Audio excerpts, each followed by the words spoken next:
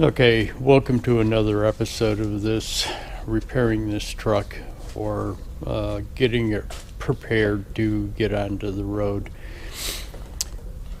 When I took apart that fan clutch yesterday, I noticed that this belt was very thin. Well, so I had to go to Napa, and I figured I'd just pick up another one, but I wanted to take the belt with me, so I unhooked it the rest of the way, and lo and behold, it was a good decision that I made because, okay,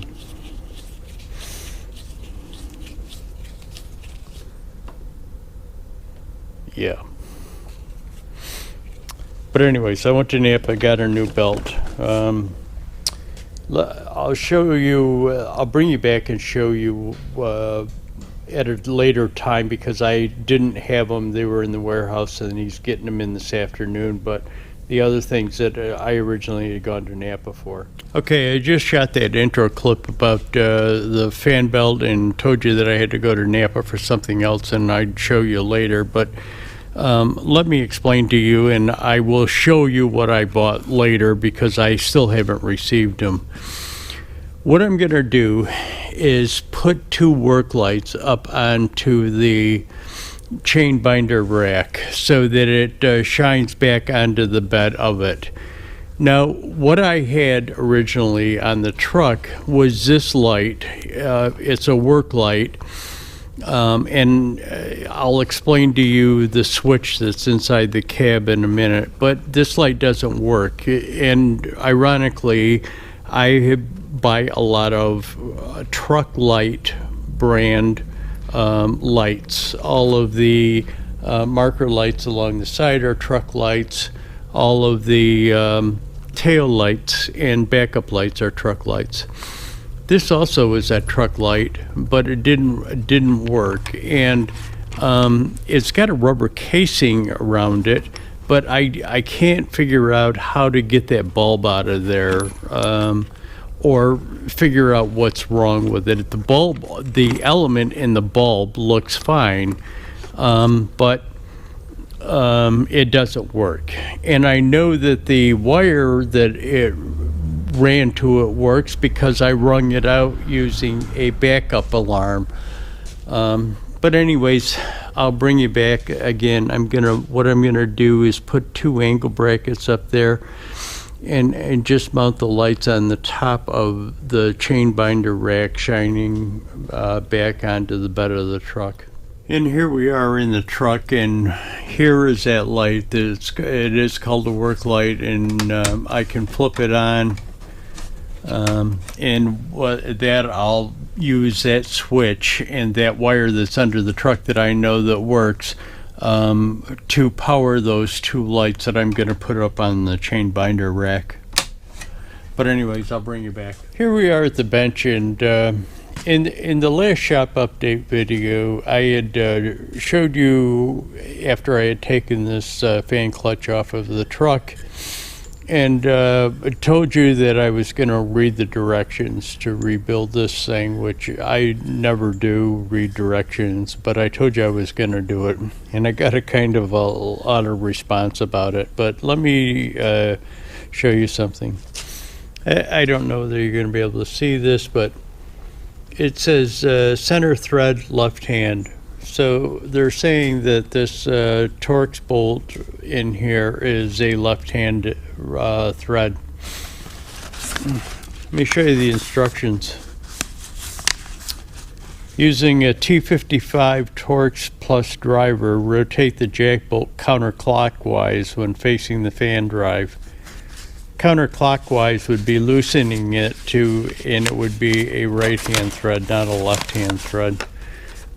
So my first devy into reading the directions are counterintuitive to what it says on the piece itself, but I'll bring you back and let you know what it is, if it's right hand or left hand thread.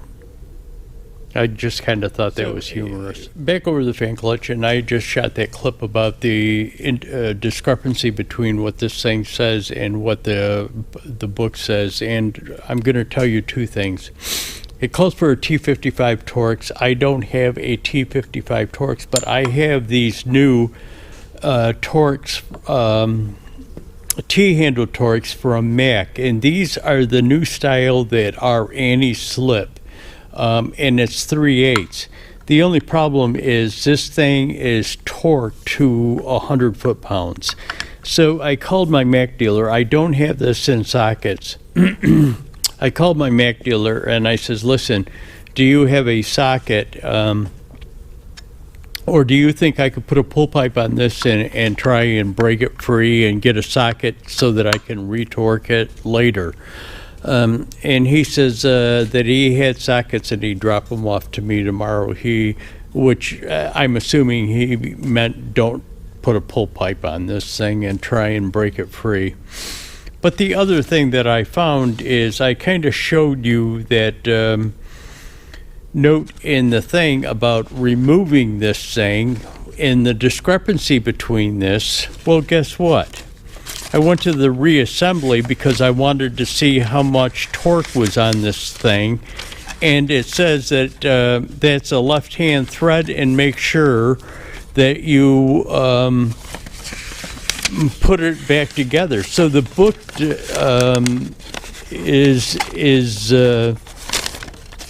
the first part, the disassembly, is showing it as a right-hand thread, and reassembly showing it as a left-hand thread. But anyways, I just kind of found that whole thing ironic. So much for reading instructions. Okay, so this is a fan clutch that's bolted onto my bench. I screwed it down, and I'll explain why I screwed it down in a second. What I'm having issues with is getting this bolt out of the fan clutch. The bolt that I talked about in the booklet that came with the rebuild kit. One part, the beginning part, says it's the right-hand thread, and then when you go into the back part of the book of reassembly, it tells you that it's a left-hand thread. It also says it's a left-hand thread on the housing of this. What I had to do was make a wrench to hold back on this while I tried to take it off. So what that does is that slips over the bolts. I'm trying to do this one-handed, so it probably won't work. But yeah, it slips over the bolts. You put the nuts on, and then the 55 Torx, the T55, goes through the center of it to get the bolt out. What the issue is, and I know what the issue is to be right away. I reefed on it with a, I've got like a 18-inch 3/8 ratchet. The Torx is 3/8. I reefed on it with that.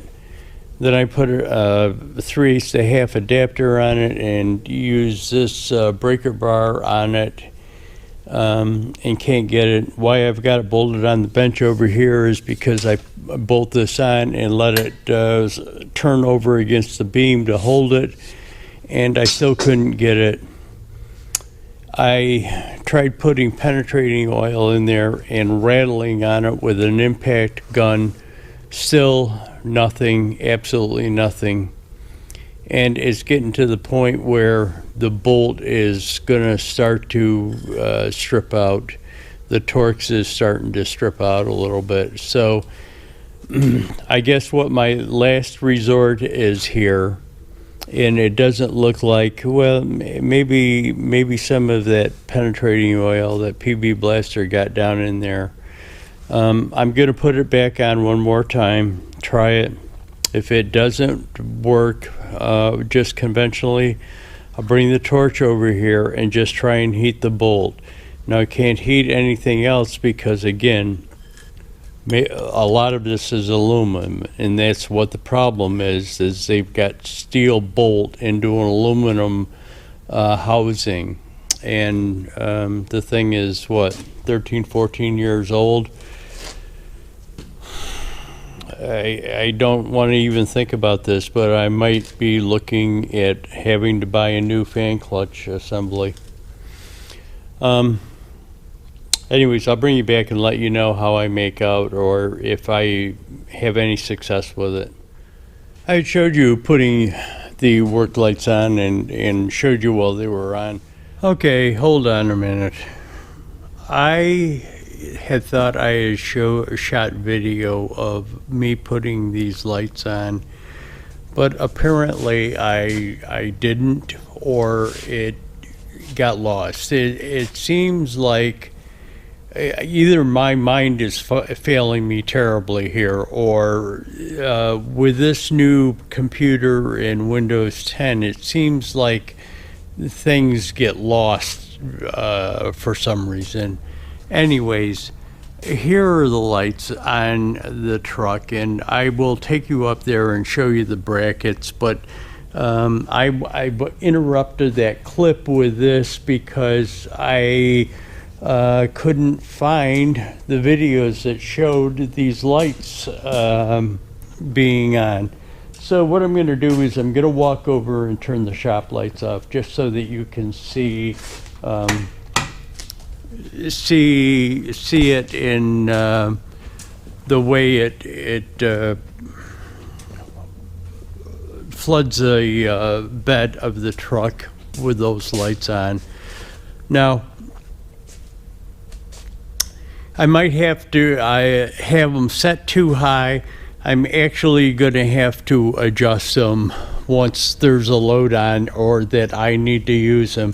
As you can see, the focus point is kind of back in here, and a lot of the light is going into the back. Now, it could be used to help me back up because sometimes the backup lights don't provide enough light to see behind you, but that can only be seen once I start doing it. But I kind of wanted to show this to you again. I had thought that I had shot videos of these lights being installed, but apparently it got lost. I didn't do it and my mind's failing me, but anyways, here's the lights on the truck. I don't want to blow you out with them. Those things are only, I think it was like 875 lumens a piece. So, and again, they'll probably have to be readjusted, but let me take you up there and show it to you in a second here. Okay, so what I did is I just made some angle iron brackets and bolted them onto the upright supports there, and then put that through. I put two holes, one to bolt the light fixture to, and the second one to wire or run the wire through the angle iron, so that it's done on both ways. And I just had wired it, put it in wire loom. But anyways, again, don't know what happened to the videos if I made them, but here they are, and let's go back to the original clip that I was showing you. What I did do while I was waiting on that PV blaster to see if that would work in the fan clutch thing is run the wiring down. So I've got it clamped up here, the wire loop clamped up there, and then those two bolt heads down below. What I've got is a clamp on the wire mold back there so that it's out of the way. Again, chains will be over here, binders over here, so there's very little chance of anything hitting that wire loom that passes over the edge. If it was a show truck or I was concerned about it, what I would have done is drilled a hole, and what I would have tried to do is drill a hole at an angle down through the back of it so this wire could go back right through and behind it right away and not have to pass over the edge. But because the chains and the binders are going to be so far in, there isn't a issue with it. And I didn't want to run it down to the bottom because that basket is going to sit down here. The chain basket is going to sit down there. But anyways, that's done. What I'll do is I'll just probably take a little black, like Rust-Oleum enamel paint, and spray over those bolt heads and spray the exposed clip on this, just so that it's not as evident as when you see it as the silver on black. But yeah, I'm pretty happy with it. I mean, it would have been nicer if I could have got the work lights out farther, but there was absolutely really no way of doing it without maybe mounting a light on the cab, and I didn't want to get into doing that. Every hole that you put through the cab is a potential for another leak of water getting inside the cab, so I really didn't want to do that.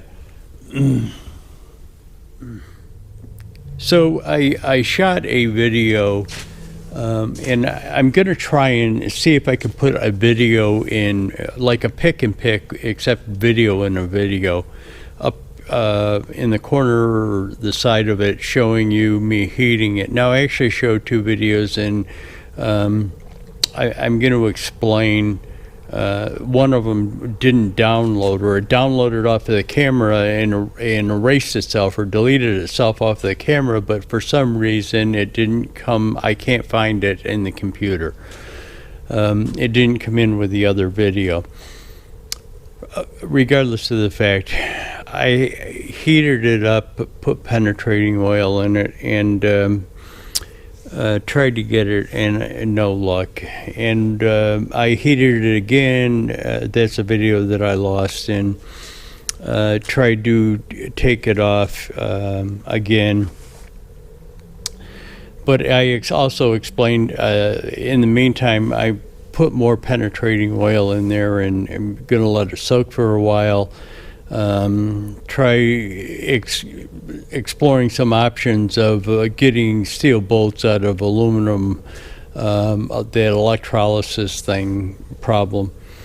But I called International, and the price for a new one of these is $1,064.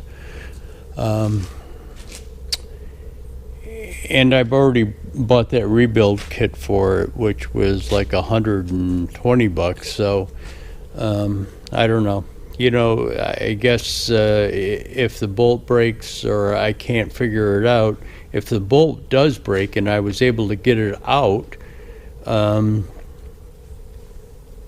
get it apart and get the rest of that bolt out of there, then I've still got to find a left-handed bolt like that. Yeah, I'll bring it back and let you know what the resolution is.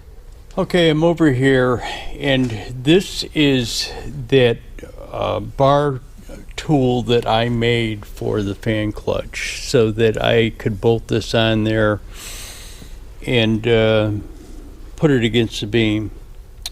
Well, what happened was I put it against the beam, and it was all right until I really started torquing on it, and then it didn't bend. What it would do is twist and then bend, because it would actually twist the material. So what I did is took a piece of it's probably 3/8 rod. I took a piece of 3/8 rod and just welded it along the edge, tack welded it along the edge of it so that it wouldn't twist. And yeah, I got didn't twist, and I was able to put some more torque on it. Put some more torque on it, so much so that it broke the Torx bit. So there I am with this dilemma. So I'm not sure what I'm going to do now. I don't know whether I can get that out of there or not. Let me explore that option and see what I can do with it. So I have the fan clutch over on the cart, just so that I can show it to you and kind of explain some things. I've been talking to a bunch of people. First of all, I talked to the tool guy, Mac Tool Guy, and he says, well, you know, he took a look at it, the picture that I gave him, and he says, you know, that wasn't a Torx nut, it's a Torx Plus. Now, I'm not really sure of the difference between the two, but that's what he told me. So it doesn't matter to me whether it's a Torx or Torx Plus. It wasn't the bolt that gave out. I didn't strip the bolt out using the wrong tool on it, apparently. It was the tool that broke. To me, the bolt is still good on that thing, so that doesn't make a difference. Then I've talked to some other people, and they came up with a bunch of things that I might be able to do. Some electrolysis thing, somebody mentioned dry ice.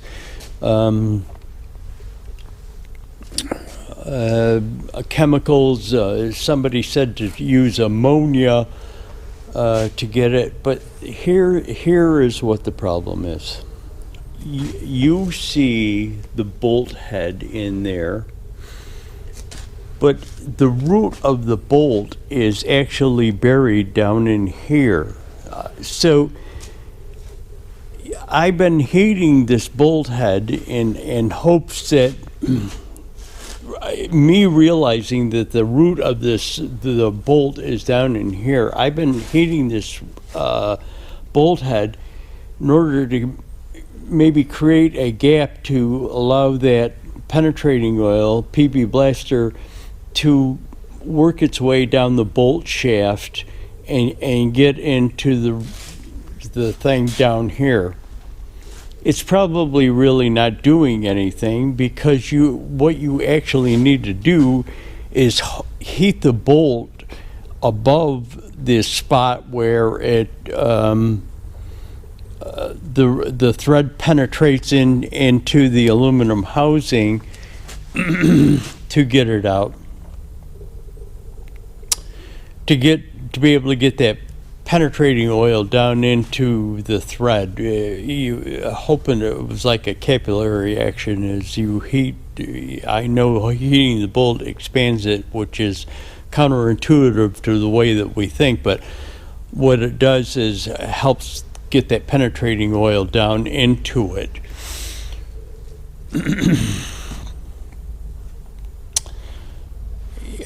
I really don't know what I'm going to do here. What I've done is I've called up a auto salvage yard, or I'm sorry, a truck salvage yard. It's a company called Casey's, and I've used them for my haul truck, buying stuff, buying parts, buying equipment, buying the sleeper, buying the front axle, stuff like that. The adapter plate to go from Eaton Fuller 10-speed to the Cummins 8.3. They got me that adapter housing. I called them up to see if they had one of these, and he says, you know, Horton makes so many variations on this thing. Send me pictures of it, and I will get back to you and let you know. But I'm kind of stymied as to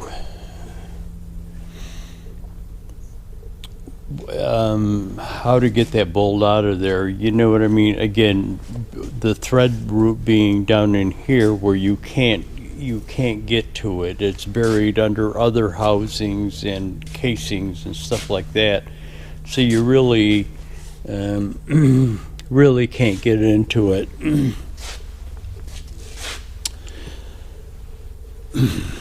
I've got this truck in here, and The problem is the belt is off of it now. This is off of it. I guess I could stick this back on and maybe stick this back on and rethread the belt back through there until I find out a resolution to this so that I can move the truck around. What the problem is because the belt's not on, the alternator's not going.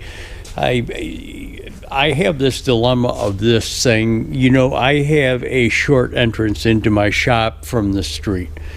I'm not really sure how good the batteries are, but it takes some time to get this truck out the door because I only have a 1/4 inch of clearance between on each side between the mirrors and the door frame. So it takes a little maneuvering, a little time to get it outside. And what it is, without the alternator being hooked up and the not knowing really the full condition of the batteries, I don't want to get into a position where I get it out the door and the damn thing stalls and it's in the street, in the middle of the street. So I've been putting the batteries back on charge, but what I think I'm going to do is maybe just throw that. I'm going to wait to hear back from Casey's before I do this, to see if maybe the possibility that they may want me to bring that down there so that they can see it to tell whether they have one identical to it. But what I will do if they don't is throw it back on there, get the belt back on there so that I can take the truck out and park it outside. That way the alternator will be working and the truck can be running off the batteries and the batteries being charged at the same time with the alternator. But what I'll do is probably going to be the end of this shop update. This truck restoration, actually trying to get it back into service and back on the road and registered and in working for me. But anyways, thanks for watching, guys. Hit that like button, subscribe, share it.